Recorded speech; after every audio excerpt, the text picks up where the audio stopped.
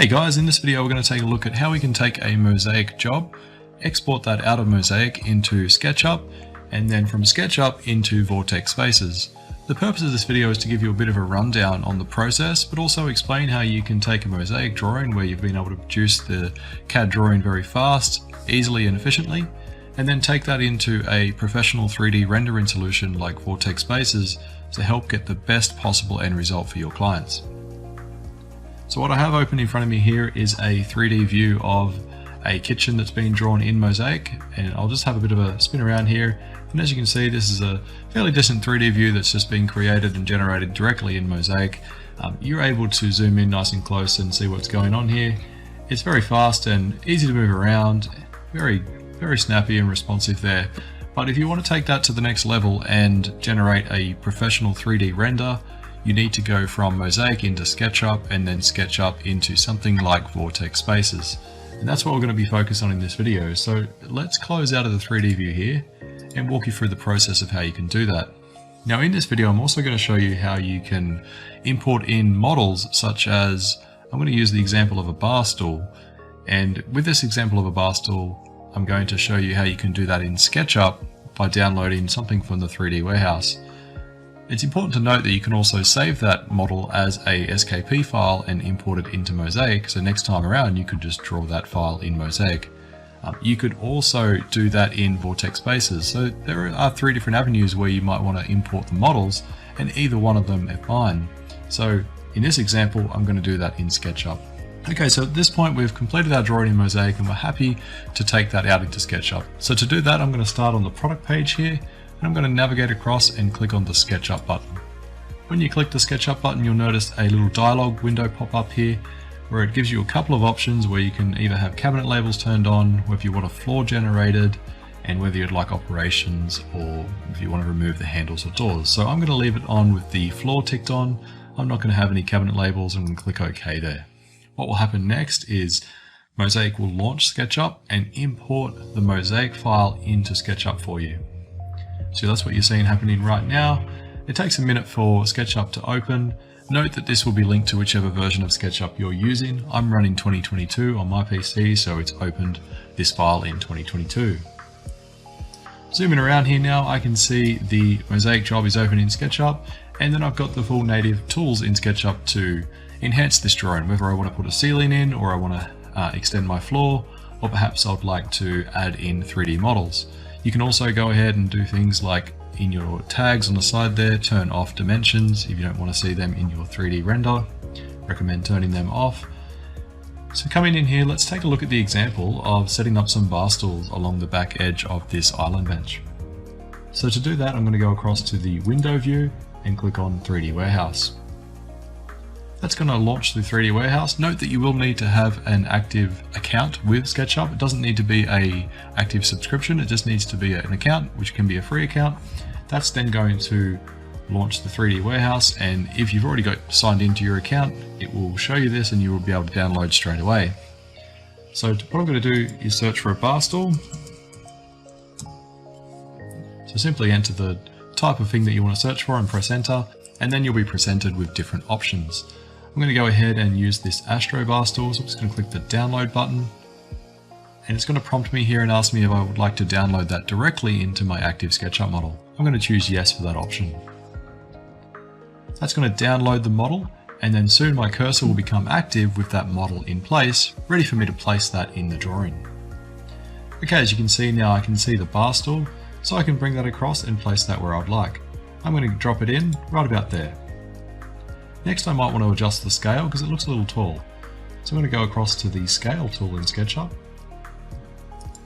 And then I'm going to click on this middle node point here and just reduce this height down slightly. That looks about right. Next, I'm going to press M for move, and I'm going to create a copy of this. So I'm just going to move and copy this across. If you press Control on the keyboard, it will create an active copy of the item that you're moving.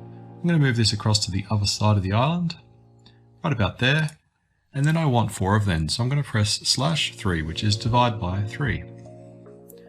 Once I press enter, as you'll see, that will give me 4 bar stools evenly spaced. So very quick and easy to use the SketchUp's native tools to help you generate something like that. It's got fast and efficient tools at 3D modeling, one of the things that SketchUp is so good at. Let's take a look at putting a ceiling in this job. So I'm going to go across and press the rectangle option, and I'm just going to scroll up here and get my corner point and snap across to the outside corner here.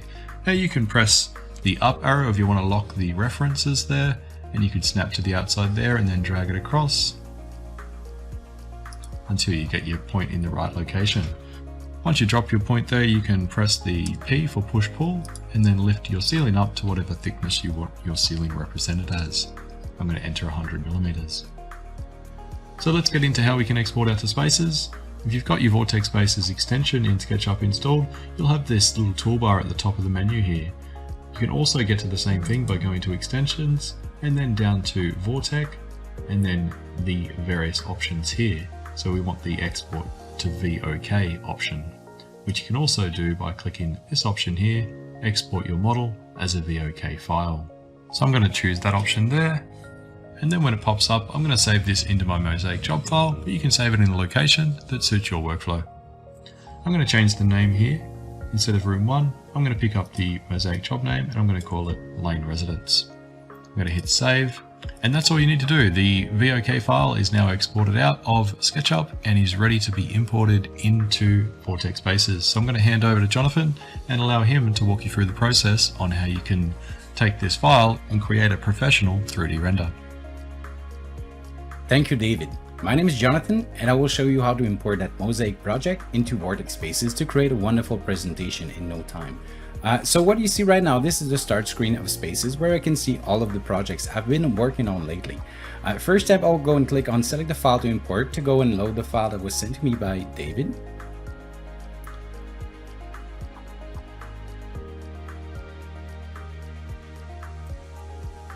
And then click on import to load the file into Spaces. Spaces is using video game technologies to be able to render those rooms and help you create those designs in a live environment. So at this moment, Spaces is recreating that room into that 3D environment.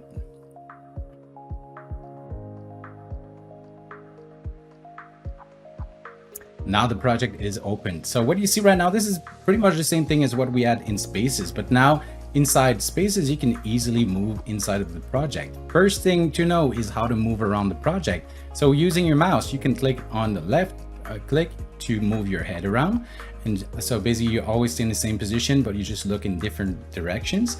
When you use the right click on your mouse, it's called a pan. So it's just like if I was putting my hand on the screen to go up, down, left, and right in the project.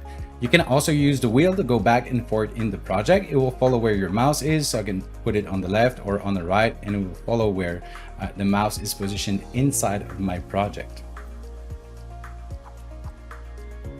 So one thing that you'll notice in Spaces on the top are those different tabs that will determine what you're doing at the moment inside of the application. So when you click on materials, when you're in the materials, that's where you can apply all of the textures, because Spaces comes with thousands of different textures from the industry that you can go and pick from. So when you click on something, Spaces will create a group with everything that is sharing the same kind of texture inside of the SketchUp or Mozaik project. And it will open different libraries on the bottom where I can go and find the different manufacturers that I want to use. So for example, I can go and use some Egger laminate and just go find the color that I'm looking for. You can use the material filter on the bottom if you already know the name of the material that you're looking for. Which is not my case. I'll just go and pick like this one. Then if I click on the other doors here, you'll see that it will go and pick all of the cabinets that were not selected the first time around. In this case, I'll go and click on the InDesign button. That one will only give me the product or the textures that have been applied already in the project. So I'll do here the same thing with the molding. As far as the island go, I can go here and find the color that I'm looking for. As I mentioned before, you can go and type the color of the material that you want, or you can just go and look through the different options we have here. Once you apply that wood grain texture on your project, you can also go and rotate that wood grain around. In this case here, I'll go and click on the shelves, use the InDesign button again to apply the same material to my project. Now to the countertops, pretty much same ideas. So when I go here in my countertop material, I'll be able to find the color. So, like in this case, if I want to type the Calcutta gray or like any type of different countertops, I'll be able to go and put it in my project. Then if I click here on the wood floors, we have some beautiful wood floors here in the flooring option. So I'll go and find the texture that I'm looking for. Something else that is nice with Spaces is that, as you saw before, we have a lot of textures that are made, from the industry, but we also have some more generic ones, like some of those wood floors, for example, that are brandless, but you can use in any of your projects. Same thing here, you can use rotation. On those wood floors, there's even more options. So if you click on the pen icon button here on the left, you'll be able to get the tile offset option. So for example, you can use the herringbone pattern, or just leave it with a random wood pattern. If you're looking, for example, for exactly this type of wood, but maybe with a shade more red or darker, what you can do is right click on the material, go copy and edit. At this moment, I'll be creating a copy of the material, so I still have the original if I want to use it somewhere. But now with that copy, I have even more options. So I'll be able to change, for example, the mean color. So if I want to make it a little bit more red and a little bit darker, so you see here, I can easily just go and adjust it. I can also change the smoothness of my texture, so I'll make it more glossy on my project, like that. And again, everything that you do is live, so you can always see instantly what you're doing. There's also something else that you'll notice, and it's called the texture intensity. So a lot of the texture that you'll find in Spaces, even some of the laminates, the floorings, a lot of the generic textures, when I mean like leathers, metal, they have an actual texture. So when you move around, you see the light reflecting in the cracks of those wood floors as well. After that, for any projects that you have, also basically anything that will be metal or shiny, in appliances, we have beautiful chrome textures, beautiful stainless steel textures as well, that will just make everything look more real, more natural instantly. Same thing for those stools here. I can go and find some metal. I can put some gold finishes so it shines a little bit better. In this project, I'll also go and replace the glass because they're not transparent. So I'll just go and put some transparent glass inside of my project. So you see, now that we're done playing with the materials, next step will be to go in the 3D models. So what you'll find in 3D models are collections of different items that you can add to your projects to make them look more realistic and more lifelike. So what you'll find in there that will be interesting for this project, for example, will be appliances. So you see here, like in the appliances, we have a good collection. It's an ever evolving collection. So we have people that are creating those models pretty much full time, and if you need anything that is not in there, just let us know, and that will help us decide exactly what we're looking for. So we have like different brands and models. One thing that is nice also with the 3D models is that even if you don't find, for example, like the oven that will be perfectly placed for this, you can just go and place it roughly where it should be going in the hole here. And then I'll be using the scale option. So there's a scale button here on the left, but I'm also using this S letter on my keyboard, which is the shortcut for the scales. I can easily just go and position it here perfectly. And then I'll just push it back a little bit like that. After that, in the 3D models, you'll find also a bunch of different plants. I always like to say that plants are live. So whenever you add those objects to your project, they give some life to any projects. So here we'll find some plants maybe that we can put in the middle.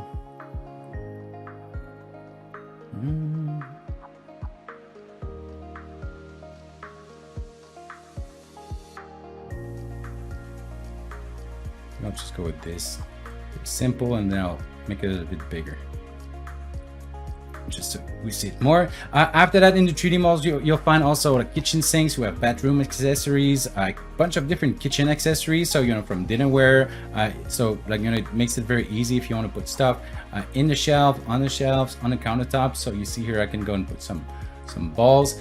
When you put that 3D model, it will follow where your mouse is, so it's very easy to position inside of that hole.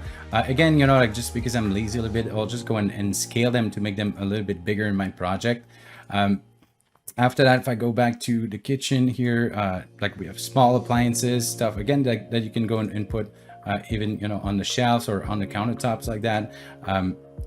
We have in the 3D models a lot of here.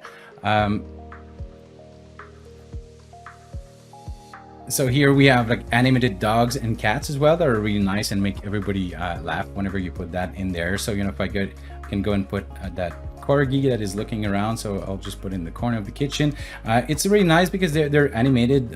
It's very subtle, so you know, it's something like whenever you record a video and you want to show that to your customer, like everybody will laugh, have a good time. So that's basically the kind of ambience you want to have into like a selling environment. In here you'll have doors, windows, we have also trees with moving leaves, wardrobe accessories, the whole Wayfair catalog. So Wayfair is just like an Amazon for furniture. So this one contains over 40,000 different models in there. So for example, you know, if you want to put like stools here, so you see like just for kitchen stools there's over 778 different models that you can go and look at. And now you might say that there are already some stools in this project, but I don't really care, so I'll just go and add more, and then I'll show you that we can update the file out of SketchUp and delete or you know, remove whatever we want from there. So I'll just go and put some of those chairs here, like they look pretty incredible. So again, I'm using a lot of the keyboard shortcuts. Like for rotation here, the letter Q will make the object turn by 15 degrees, just like that. So now to show you how to remove those tools out of my project, what I'll do is just go back to the SketchUp project. In here, I'll just go and select those 4 stools and delete them, just like that. And then you see in the export button for Spaces, the first button will go and export your project, and then the second one will basically just overwrite over the original VOK file. So when I click on that, it will go and re-export the file, but override the original version of my file. And whenever it's done, Spaces will realize that there's an updated version of this file that now exists, and will just load it automatically. So you see I had nothing to do on the Spaces side, and it just reloads the project. It will keep everything that was there originally and just remove whatever was changed in my SketchUp project. So now I can go and add those stools here. And then again, using the letter I on my keyboard, I can make copies of that item. So I can put a little bit more here inside of my project. You know, sometimes what I like to do is just go and move them or rotate them just a little bit so it looks a little bit more natural. Like that here. After that, for example, if you want to add a backsplash, you know, there's different tricks to do that. Either you add the backsplash in Mozaik or in SketchUp, but if you want to add it here in Spaces, basically when I click on that wall, it will go and select the whole back wall. So if I don't want to have ceramic that will go all the way up to that wall, there's a small trick in the 3D model as well called the primitives. So in there, you'll find different types of shapes where you can go and apply any textures and resize them to your needs. So for example, I'll just go and use that panel here. Use my scaling option to bring it down here. That. Oops. Just move it back a little bit here. So you see now if I go in material,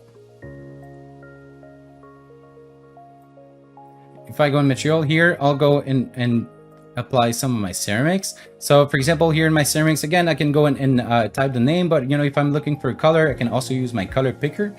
In this case, like maybe I want to go wild and you know, use like a blue color or something like that inside of my project. So I can go and apply it here. You know, same thing as with the wood floors with those types of tiles here. When I click on the pen icon, I'll be able to choose like the grout color. So in this case, maybe I'll go with something lighter, like this one. Like that. I can also pick how the tiles will be laid out on the wall. So I'll go with a herringbone pattern in this case. So here, I'll just come and move it back a little bit. Like that in the project. So yeah, that's pretty much it for those 3D models. Next step after that, we'll go in the staging area. So in the staging, this is where we go and play with the lighting of our project. When we first start inside of the project, there's no actual lights in the project. The only reason I can see is because there's something called the ambient light. If I was to go and turn that off, you'll see that it's very, very dark inside of my project. Even if it's bright outside, since I'm doing a live rendering, that brightness from the exterior of the project is not shown inside of my project. So this is why we add the ambient light inside of the project. So what I'll do here, first step, I'll just go and reduce maybe that ambient light. You know, this is something where you don't really have to do that in the beginning, but it just helps whenever you're going to add the light. So when I'm in the staging tab of my software, I'll just click L on my keyboard, and then you see now there's a plus sign next to my mouse. So if I go and click somewhere, you see it will go and add the light. As soon as you add it, you see the result instantly of that light. So when I go and click on it, I'll go and be able to play with the intensity, so I can make it stronger. I can play with the range, which is how far from the light the objects will be affected. We've got the angle in the case of the spotlights.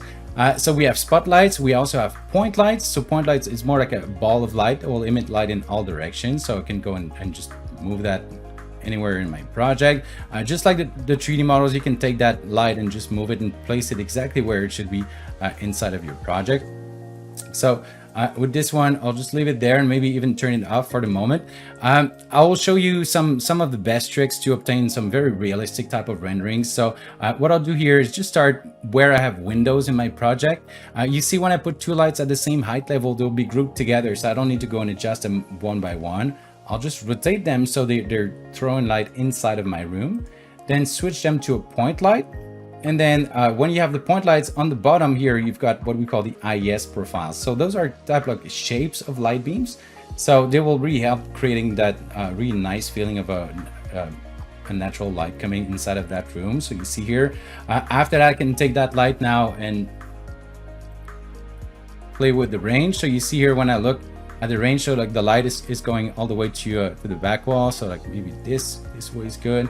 You can also play with the temperature of your lighting, depending on you know what color exterior would be of your project. And here, just reduce the intensity to 1 maybe. So you know you can take that light, you can even move it a little bit apart from the wall if you want, so it will give some different effects. But in this case, I think it's better if I leave it very close to it, just like that. So one thing I wanted to add and that I forgot to do in the 3D model was you know, pendant lights. So I'll just look for a bell pendant inside of my Wayfair collection, where there's like tons of different options that you can go and pick from. You know, sometimes that's like the biggest complaint that we might have with those type of objects is that there's like too many choices. So again, what I'll do here, I'll just go and put them here on my island like that. Then I'll use Control to go and select them all together. The reason why I put them on the island, sometimes with a pendant, it's easier to put them down and then just raise them up like that inside of the project. When I have selected those 4 lamps as well, there's a small button here, like a lot of people don't notice it, but it's called Align Selected Objects. So when I do that, the software will just make sure that they're all aligned perfectly in the same straight line, and then they'll be spaced evenly inside of the project as well. So let's go back to the staging now, where I can go and readjust my lights. So you see now with those point lights in the windows, because of my lights here, it's showing a lot of different shadows that might be unwanted. So that's when really I want to go and play with my range and reduce it a little bit.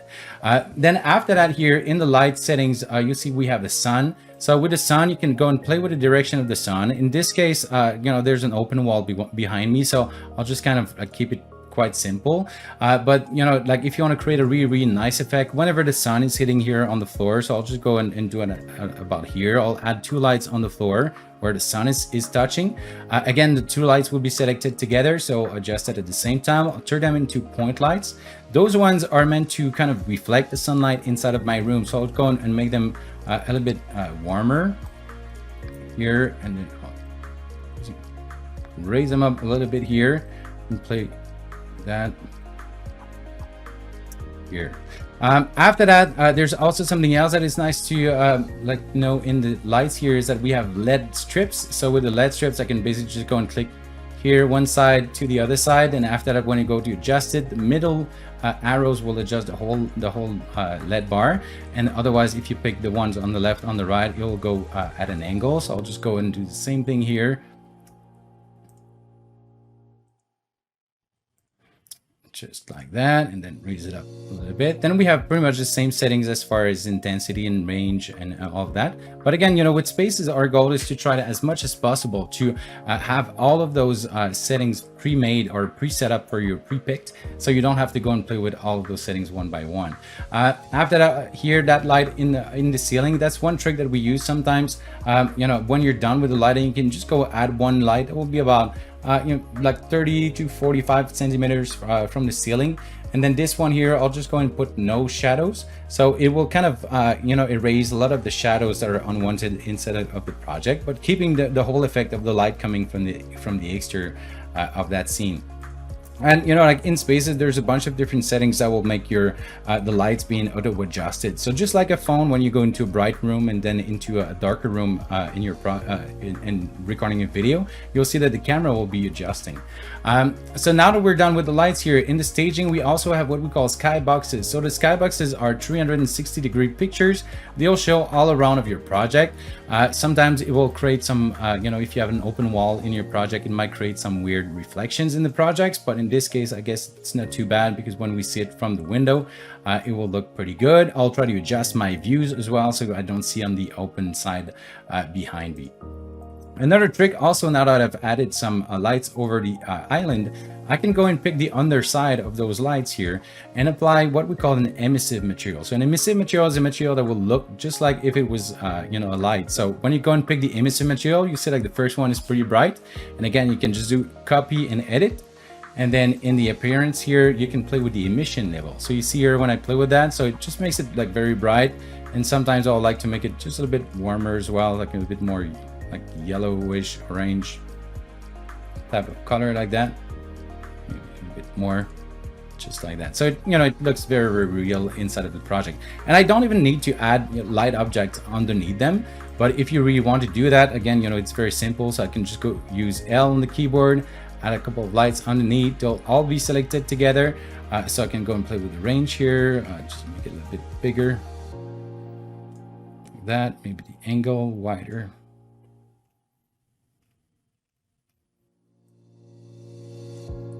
Just like that. All right, so now the next step will be to go and create the viewpoints of the project. So the viewpoints, they act just like the scenes inside of SketchUp, for those who are familiar with that. So basically, like when I click on the viewpoint list, if you put scenes in your SketchUp, they'll all show up here in Spaces. In this case, I'll just go and delete them all so I can start fresh. So you see right now, this is like the first view that I want to save for my you know, images. So I'll just save this viewpoint. So the viewpoints in Spaces, they have 3 different jobs. The first one will be any viewpoints that you save there will become a picture of the project when you go and save the project. So if you have like 10 viewpoints, that means you're getting you know, 10 pictures every time you save that project. The other reason why we have those viewpoints is that if you use Spaces live with a customer, you can just click on any of the viewpoints and then the camera will just go and move to that different location. And then the third reason is for the video walkthrough. So when you start recording the video walkthrough, the camera will simply visit all of the different viewpoints that you've set up in your project. So that's for that reason, we have very simple transition effects as well. So when you have, for example, a skip to the next viewpoint, it will just make the camera stop and then start somewhere else in the project. So that will allow you to create some really nice scenes, you know, and camera moving. For example, you know, one type of view that I like to have is I have like a very straight view close to the countertop, and then I'll move from there to the right, just like that. And then I can add like another skip. Maybe I want to go here on this side. And you know, when you use transitions, it's very easy to add views where, you know, you're up and then you go down in the project.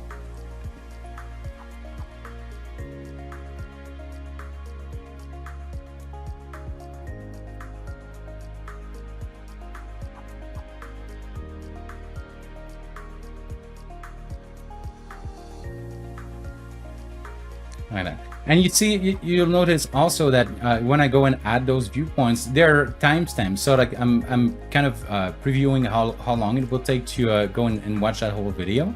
And then in this case, what I'll do, I'll just go and finish with a view where I'm starting from here, and then I'll just finish on the first view again. So add that as well. So you see right now, like the whole video will be 1 minute to watch.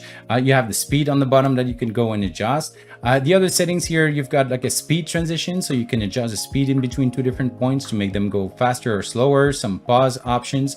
There are also some really nice options. For example, when you right click on the viewpoint, where you can add elements. One of them is called the object entrance animation. This one is a really nice setting where it will go and take any of the 3D models that you add to your project and animate them coming inside of your project. So you can determine how much time it will take. You know, sometimes I like to match, you know, pretty much like the time it takes to get from one viewpoint to the other. So in this case, we can make it a little bit longer. So it will move through 2 different viewpoints like that. Then after that, in this window, we have the recording options. That's where you'll find the video resolution, so you can go 720p all the way up to 4K. Also have a square and a story resolution for Instagram and Facebook. We have a built-in upload to YouTube, a video personalization. That's where you can pick the name that will be showing at the beginning of the videos. Different soundtrack options that you can go and pick. You know, they're all soundtracks. They really help whenever you're showing the video to your customer to add the mood to your room whenever you're showing it to them. Then after that, if I go here and save the project, so as I mentioned before, all of the viewpoints will be converted into pictures. So when I'm saving right now, like I don't remember, I probably had 10 viewpoints. So right now I'm creating 10 renderings of my project. So that's very, very quick to create the pictures. What's really nice with that as well is that every time you save, the software will delete the pictures you had and replace them with new ones. So if you make any changes, you don't need to go yourself and delete any of the pictures that you might have saved there.